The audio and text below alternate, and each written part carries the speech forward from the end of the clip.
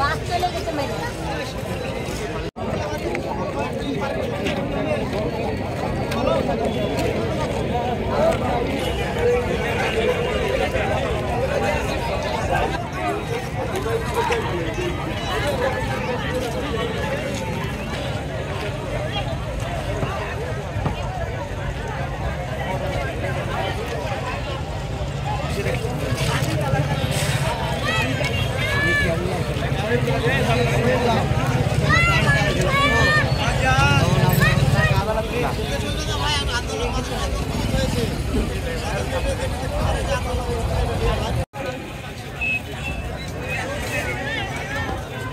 গোল চত্বর হোক, এটাই আমাদের দাবি। আমাদের আর কোনো হচ্ছে আমাদের দাবি নাই।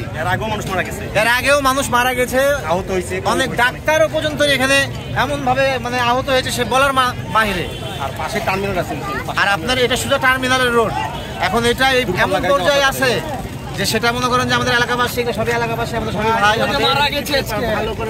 এটা বললাম তো মারা গেছে, একটু আগে মারা গেছে। আমরা চার চত্বর হোক, আমাদের আশা একটাই, এটা গোল চত্বর হোক। দূরপাল্লা গাড়ি চলাচল আমাদের হচ্ছে সবচেয়ে সুবিধা হবে এটা গোল চত্বর দিলে।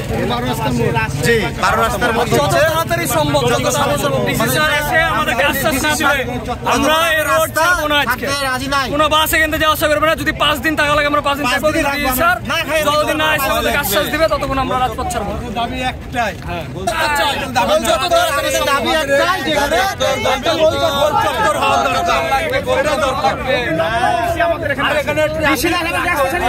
অবশ্যই